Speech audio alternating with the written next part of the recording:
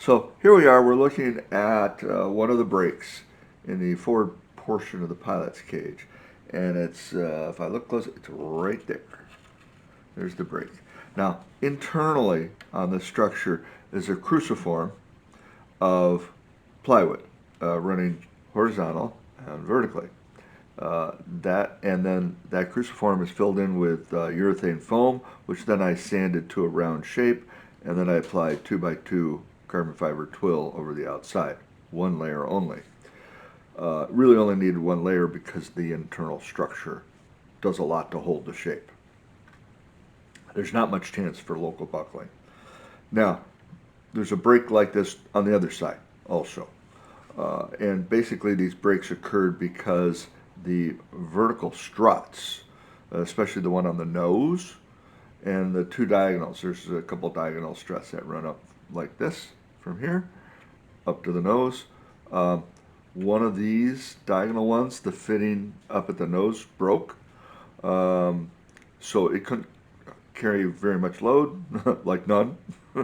But it's not really designed to carry a lot of vertical load. The vertical loads, if the nose hits the ground and you put a vertical load in the system, the front compression strut takes most of those loads and sends them straight up to the nose plate. Well, that vertical compression strut got side loads on it. It's really meant for taking loads along the axis of the tubing. The loads occurred at a bit of an angle. That tubing got pushed to the side, not good at taking loads in that direction, so it started to fail at the bolt. Actually, the bushing inside the tube failed within its epoxy potting. The potting was not complete around the bushing, and that began to fail, and the tube was allowed to bend sideways. Once it's sideways, it can't take the compression loads, and then the whole front end of this pilot's cage then becomes cantilevered. When the compression strut is there, it's supported at both ends, and it will take tremendous loads. As soon as I lose the compression strut, well, all bets are off then. You got tremendous loads on a cantilevered structure, and of course it breaks right here because that's the end of the splice region. Highly concentrated loads here. The other thing that failed, let's see if I have it in view here. Let me move this up a little bit. So the compression strut that failed is now actually here. I cut it in half and I used it for one of these tubes to run forward. There was another tube on here, and these were short. These fore and aft ones were shorter, but that tube had become superfluous. It was used for mounting the pedals for steering, and I now have new mounts, and this tube across here is not required. The pedals mount to these two tubes. So this gave me that mount broke loose here, and probably fortunately, because then there wasn't much damage done to this tube. There's a little bit of damage that I'm going to have to repair, but it was a pretty simple break. And so I took that tube out of there and made these longer here to reach the length. And I'll have to do a little rework up in this area here because I had to grind things off, and that exposes the underlying plywood and so forth. So an extra layer of carbon fiber up here will do that job. Also, back over here, there was a fitting here. Went across here, came up like this, and had a hole in it, and that was for attaching a previous design of the front struts. It's no longer used. It tended to get in the way. Things would catch on it, cables and so forth. So I finally took this opportunity while I'm doing a repair in this area to grind that off of both sides, and I'll put a layer of cloth over here on the first pass to reinforce this area. It didn't break back in here, but the grinding, you never know for sure how thin you've gone, so just go ahead and put another layer on there. I won't wrap that layer all the way around and go from here down underneath and a little past the halfway point on the bottom. Because no grinding was done on the other side. Now, for these brakes themselves, these are a little bit tricky. The first layer to go on, I'm going to put on the bias, 45 and 45 this way. That will help transfer torsional loads fore and aft, help carry the shear loads. Now, fortunately, when you are working with composites, there's often areas where you want cloth on the bias. And when you do that, you got to cut it off of the end of the roll that you're working with, and you end up with a big chunk of fabric left over that's cut on the bias. And I save all those scraps just in case I need them for like this.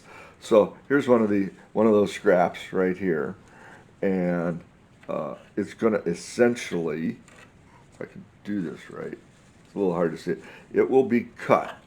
I will cut it this way and this way so that I have a piece that goes over here that the fibers are now running 45, 45, and then we wrap around like this. And that'll be the first layer that goes on there. Okay. And then the following layers will be fore and aft and axially. Did I say that right? Maybe. But the trick here is, oh, I got a fitting in the way. I like to have my patches, the outside overlap, to be symmetrical on both sides of the brake, but the brake is here, and I got just this very short distance here before I get to this fitting.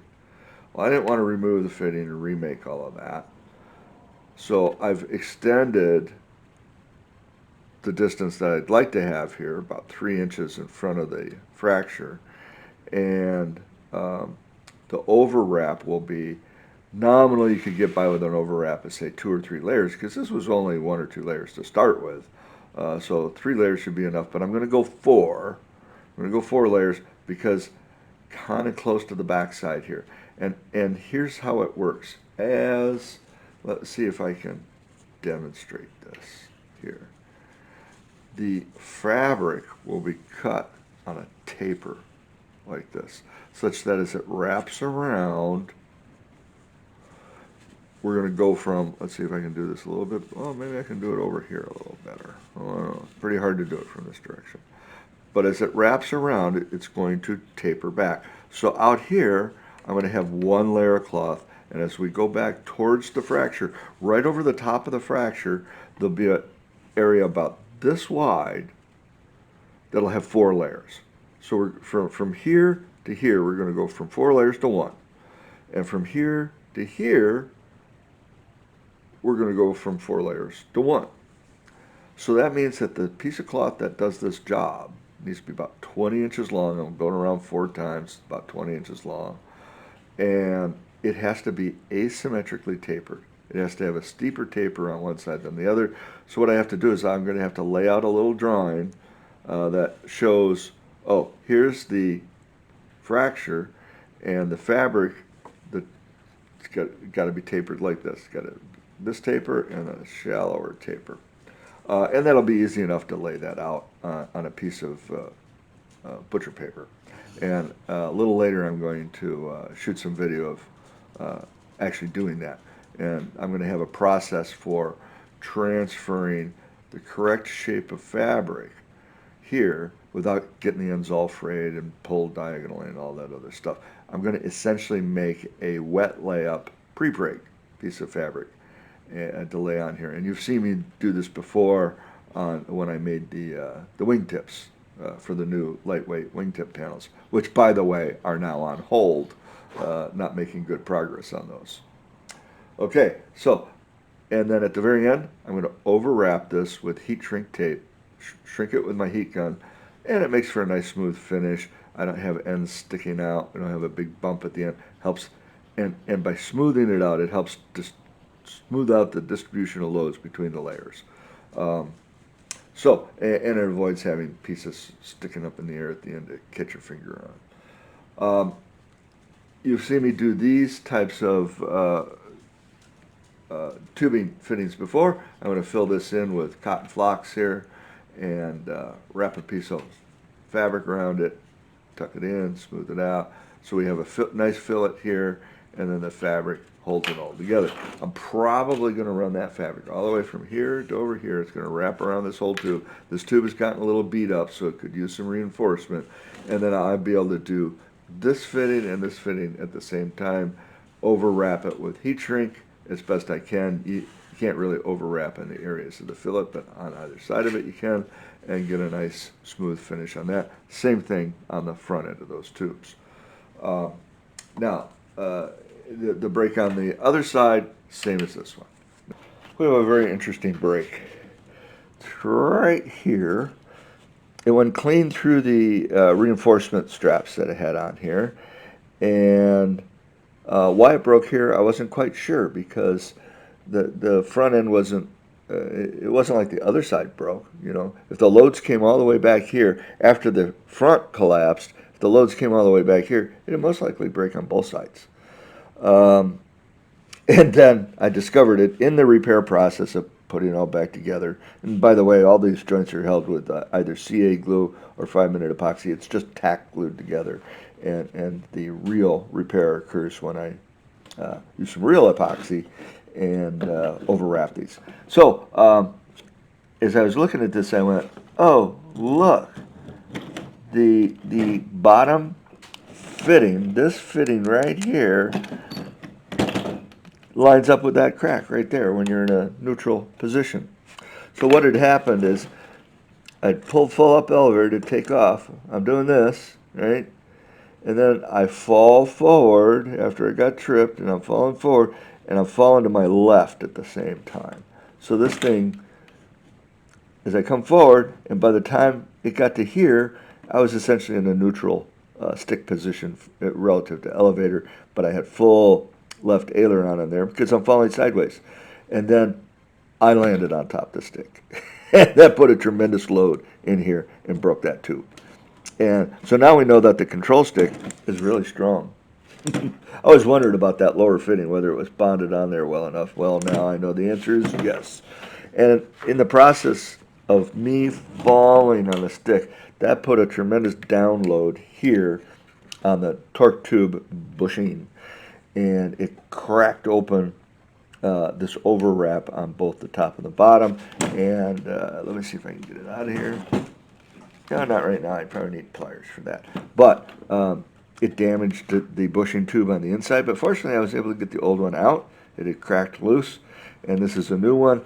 It's not all the way in. I'm going to pull this out, coat it with epoxy, push it back in, and make sure that I'm going to lift these cracks open. There's one here, there's one on the bottom, and you see a hint of the failure right here where the paint has come off. And I'll just use a brush to push some epoxy inside, and then put the tube in, clamp it on the outside. I might decide, depending on how the repair comes out, I might grind this area a little bit all the way around and do some unidirectional wrap this way, just to make sure it doesn't open up again. So those are the main repairs. I can show you one more. This is the end of the strut that goes up to the nose diagonally, and this is the fitting that broke off, if I can get it off of here. It actually broke off pretty clean. So this is a previously ground surface where I attached a flat plate, and then I overwrapped it with unidirectional. It didn't hold up well. I'm not particularly happy with how this one broke, where it broke, although it's right where you would expect it.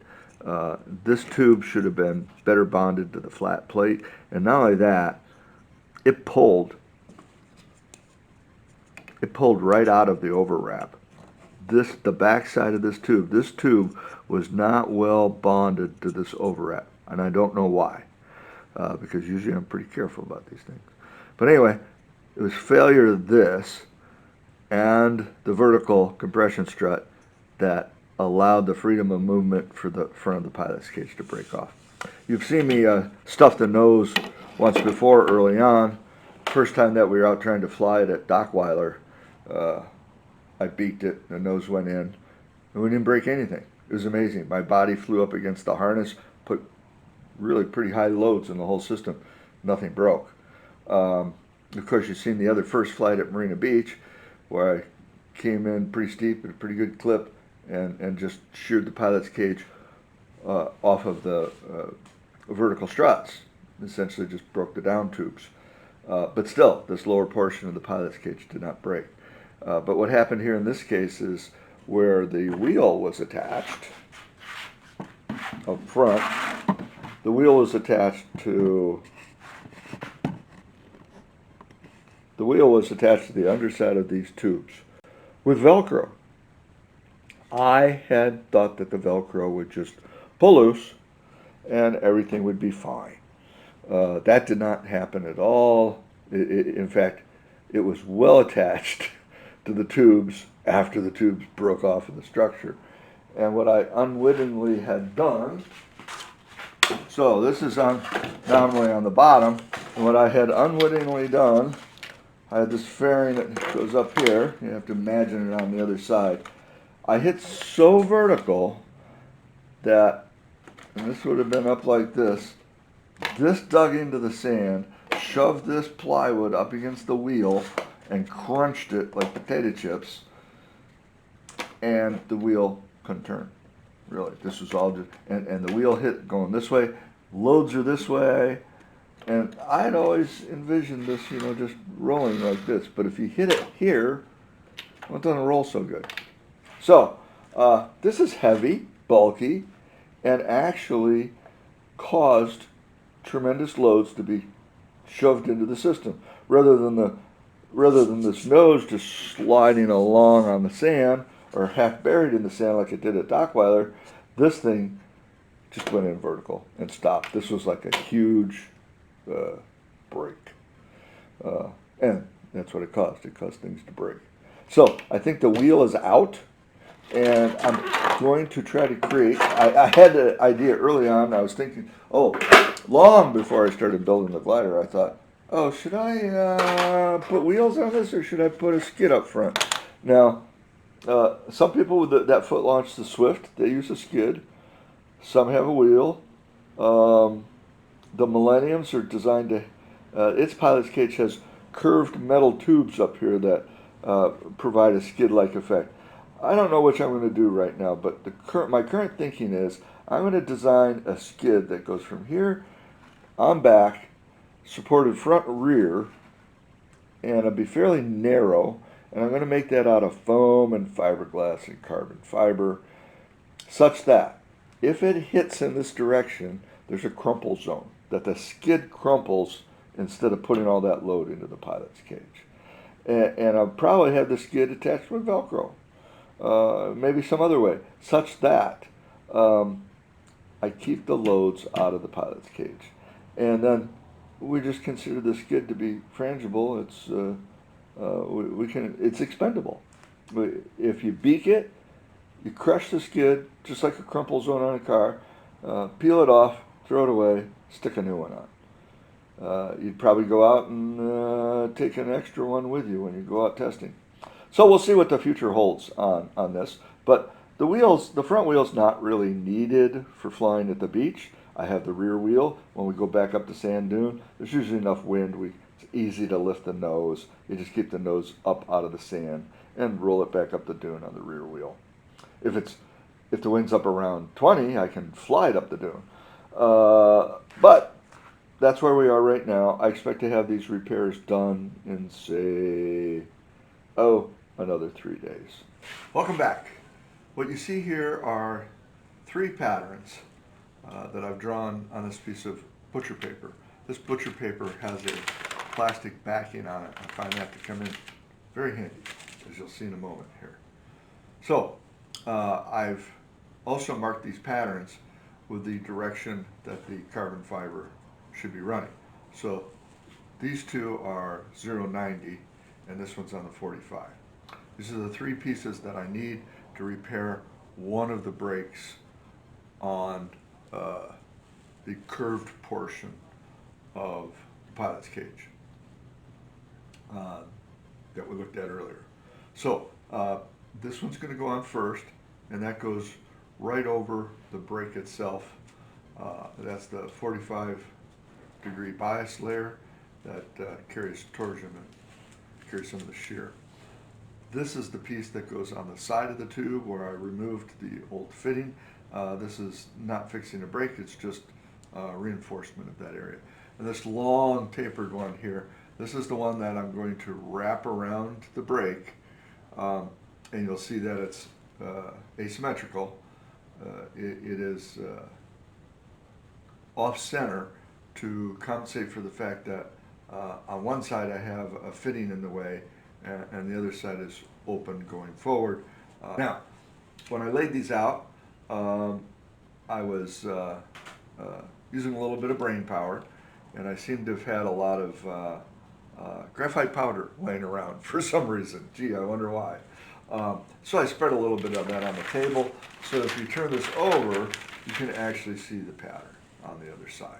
And this faint pattern that you see on the other side is what I'll use as my cutting guide. I'll probably use a new razor blade or some darn good shears to cut through this. What's going to happen is, because there's plastic on this side, I will lay out the fabric, 3 pieces of fabric on this side, and they'll get squeegeed out, get the epoxy spread out nice and even.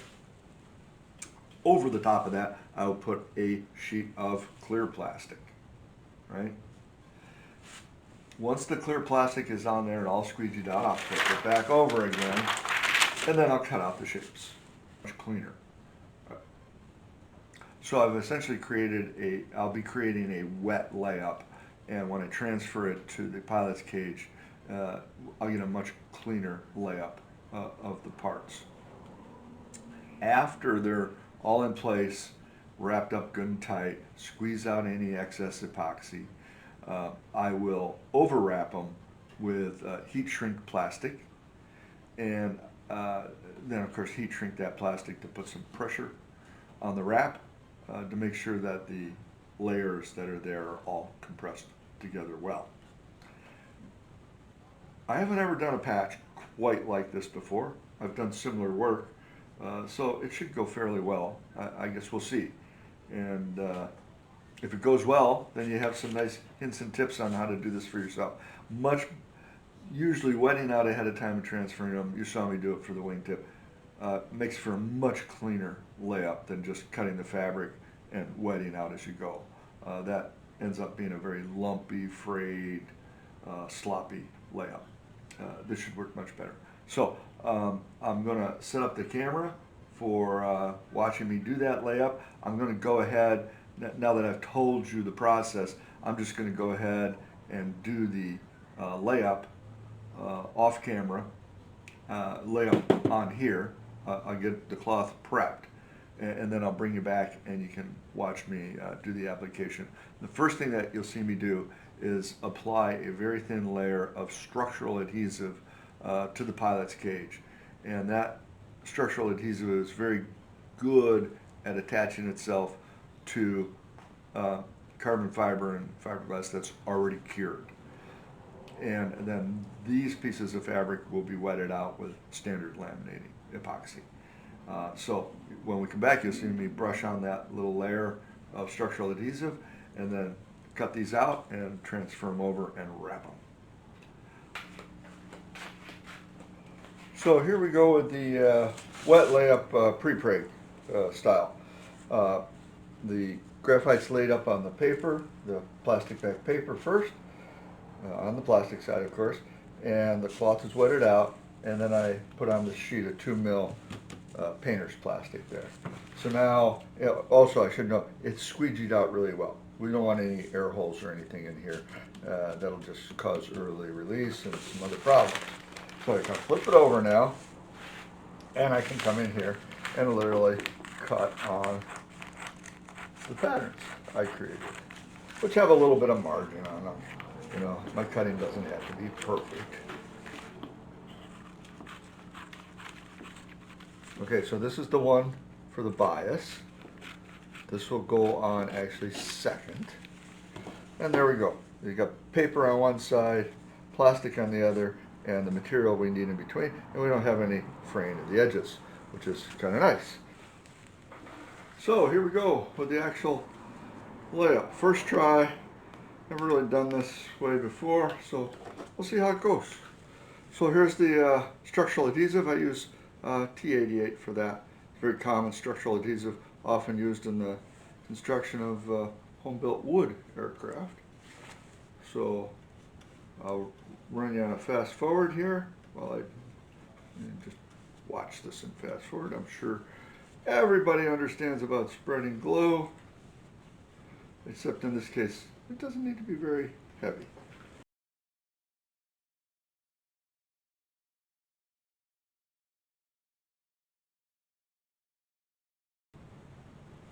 Okay, so you're back. Let's see. I'm having some other thoughts about how I'm going to apply this. This goes here like that. This one goes back here. And of course, I'll take the paper off first, start the wrap, pull the plastic off as I go. That's it. It's all a matter whether I want this one to overlap here. I think in this case, I want this stuff that's on a bias to be right down to the original tube. So let's take the paper off of this carefully. And carefully peel it away. We don't want to pull the fabric and epoxy away from the plastic backing, not just yet. So you see, it's nicely wetted out, nice and even everywhere. And the best part is excess epoxy is left behind on the butcher paper. So we don't like to carry that extra weight if we don't have to. So I'll just start here. Doesn't matter too much. Get this tacked down nicely here. Pull it up tight. And then find a corner and start removing the plastic. Push that back in place. And as I go around, stick the ends down carefully. Use a stippling motion like this so you don't lift them up.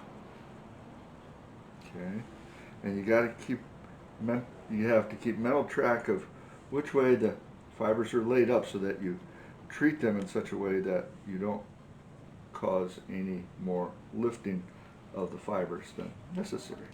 I'm going to come around like this, and there we go. And now I can take I want to do a little sweep like this with my hand to make sure that this is pulled up tight, like that. I hold it in place here, put tension on it as I go around, and pull it up tight, just like that. Okay, then I can come in with my little brush of the same epoxy. Don't mix up your brushes. This is my brush for the laminating resin. And I can come in and stipple that edge down. There we go, that's the first layer of the repair. Now I can come in with a second guy here. This fabric is laid up 0.90. It's much more likely to fray than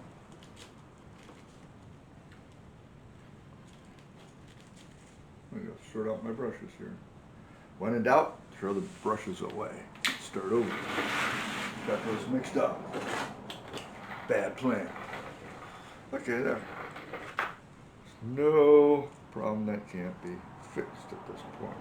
So I'm going to have a little bit of overlap on that first piece of fabric and start up here at the top. Catch the edge of that other bracket back here.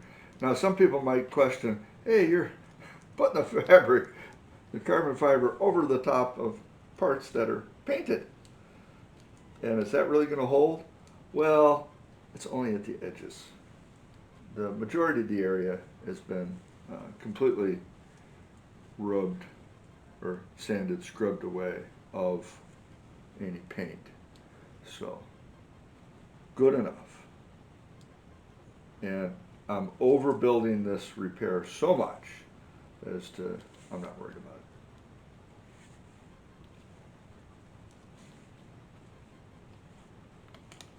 it. And a little crooked here, there we go. Get that squared up there.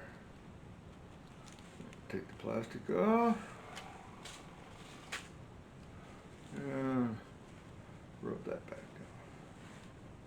Well, don't really rub. Stipple. Stipple, stipple, stipple. Yeah, come around like that. And then underneath. Don't push too hard, or don't put too much tension on it. If you put tension on it, both sides, same time, you can pull it up tight that way. But if you just try to pull on one side, it's going to just go out of alignment. It'd be a bad plan. Make a little check underneath. Make sure that we're all stuck down here. If anything goes wrong and something ends up sticking up, we'll just sand it down later. As long as we don't sand through the part that's doing the repair. Okay. Same thing will happen as I take the plastic off. The plastic will take away extra resin also. So if I stand up here and get this nicely centered around here. Now there is a bit of a compound curve here, so I might have to fiddle with this some in order to get it to wrap properly. But what you'll see as I wrap, you'll see the taper come in like this, where there'll be fewer layers out here, and we prevent the stress risers that way. So we take off some of the plastic here, put that edge down without pushing on it too hard. We don't want to push on the edges, we'll just end up making it fray. Carefully tack this down and go around once, like this, while I'm holding this edge. And get that going over like that, pull the plastic off. And now that I have overlap on this, I can hold the end and put a torque on here and press the cloth down that way. You can't really squeegee it down, the brush doesn't apply enough pressure, but you can get your hand in here and put quite a bit of torque on this and pull that fabric up tight to the tube that's being repaired. Go around again, do the same thing, and check the ends like this, make sure that they're laying down flat and not sticking up because of the compound curve, and pull it down tight. Make sure that the cloth is staying off-centered because we know the crack's back in here. So we want the cloth headed that direction. Now I can get rid of that plastic sheet. So we can see we have layer, layer, layer. And down here we have the same thing, but they're much closer together. And around again, and there we go. And we're at the end of the repair. So we have a steep taper here, we have a shallow taper here. I'd like to have the shallow taper on both sides, but with all the fittings in the cross beam here, it's just not possible. So we have to kind of live with the way that it is. And cross our fingers that that's good enough. I know how the loads are carried here. I think this repair is actually overkill. I could have probably gotten by with 2 layers, but better safe than sorry. So now we're going to take a strip of heat shrink plastic. This is from Aircraft Spruce and Specialty. And it doesn't initially look like heat shrink. And there's been times where I've taken various tools to it and say, that's not shrinking. But this is actually made for use in autoclaves, and it shrinks at a very high temperature. So when I take the heat gun to this, the heat gun's got to be right tight up against it. Okay, so here I am. I took my gloves off because I had to do some camera work. Got the heat shrink tape here, and it's always a perennial question on these tapered repairs. Do I start in the middle and go out, go downhill, or do I start at the end and go uphill? Well, if you start at the end and go uphill and back downhill, you'll have all kinds of problems. My personal preference is to start in the middle here, like this. You know, I'll actually overlap the 2 courses, and then you want to have, if you can set it up, you want to have about a 50% overlap of the heat shrink plastic. And of course, heat shrink comes in real handy because it leaves you a nice smooth finish when you're done. But its main job is to compress your layup together to make sure that all of the layers are pressed together as best we can. Now in an autoclave, you would have the shrink wrap, and then you would have the pressure of the autoclave really jamming it all together, and that would be much better. So many times, home-built structures are overdone a little to compensate for not being able to achieve maximum strength via the use of pre-preg and autoclaves. Because so far, you know, we got a lot of cool CNC machines that we can use at home now that are affordable. But, you know, the autoclave thing, yeah, it'd take up your whole garage. You might be able to have a small autoclave. I've never seen anybody try to adapt a a medical instrument autoclave. That might be interesting sometime. See what you can achieve with it.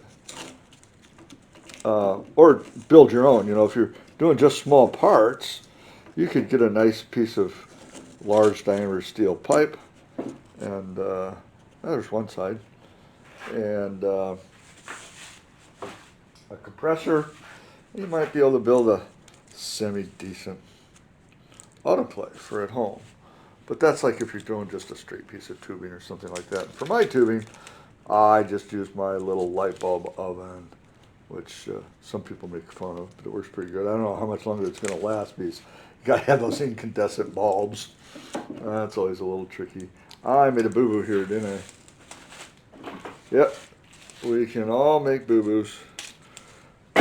Going around with that spool in your hand, just really difficult. So we're coming back the other way. Get one wrap on here so we can hold it down tight, like this. And I'm probably only going to get a wrap and a half or something like that. This is going to come up on the other side of the joint here. And I'm going to have to do a little fancy switching around.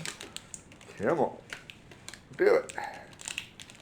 And that fitting is definitely in the way. I got to try to pull this up tight. And remember, it's going to shrink, so we have a few wrinkles in it right now. It's okay. We can live with that because it's going to shrink. This tape is not my favorite. It's strong, easy to work with, but it doesn't have a high shrink ratio. And that's probably because it's meant to be in an autoclave, not here in my garage. But, you know, we do the best we can with the materials we have. I used to use this heat shrink plastic that goes on windows in the wintertime. But that doesn't put much pressure on the layup. And when I do make my own tubing, if you go look at those videos, I make my tubing on an aluminum tube, and because it's on an aluminum tube, oh gosh, I forget what the technical term is for it, but when heated, graphite is reverse of other materials. It actually shrinks when heated. And aluminum tubing, as you know, when you heat that, that expands. So you got the aluminum tube expanding out, you got the carbon fiber shrinking in, although the shrinkage on the carbon fiber is small. That coefficient is really a small number. And but the aluminum tube is expanding. So despite not having maybe the highest shrinkage plastic on it, is kind of okay because aluminum tube is going to make up some of the difference. And also it helps in removal of the final product from the tube, because once the tube cools off, it shrinks down. And if you need to, you put some ice water in it, or you know, if you want to have fun, you get some liquid nitrogen, shrink that aluminum tube down, and just slide your part off. So here we go. We're going to shrink this up. Heat gun's got to heat up a little bit first. Now, the other advantage of this, by putting this shrink wrap on here, is that as it shrinks down and squeezes down on the layup, it'll squeeze out excess epoxy, and it'll come out the bottom side here, and it just literally oozes out between the overlaps of the shrink wrap. As you can see, I'm using the heat gun right up against tight to that plastic, and it's not melting the plastic, it's just shrinking it down nicely. And you might not be able to see it on the camera, but I can see here there are differences in color of the plastic itself. You can see where there's air pockets on the other side. So that allows me to aim my work such that I get the plastic shrunk as evenly as I can. It's a visual indicator if I've shrunk it evenly. So there we go. That repair is completed in terms of my job. And now my job is to go away and do some cleanup and enjoy some, since how it's a weekend here, I can enjoy an adult beverage. So Or, as many people in the composites business say, the key to working with this stuff is to know when to stop messing with it, like doing this stuff. Just, if it's done, it's done. Leave it alone. Go away. Let it cure. You'll be much happier that way. If you continue to fiddle with it for too long, it'll just get worse. So there we go. Another repair. I got more to go out here. I got these two to do and these two. Got to cover this up. Got to do a break here. As soon as this area is done here, I have, let me tilt you down, one of the uprights that you see the masking tape on down there. That has to be repaired also, but not too bad. That's 2 more days work, you know, in my spare time. Still got to do the other family stuff. So I hope you found it informative, and we'll get her all glued back together here and ready to go again, and try not to beak it again. Okay, so thanks much. As I always say, fly safe. Bye for now.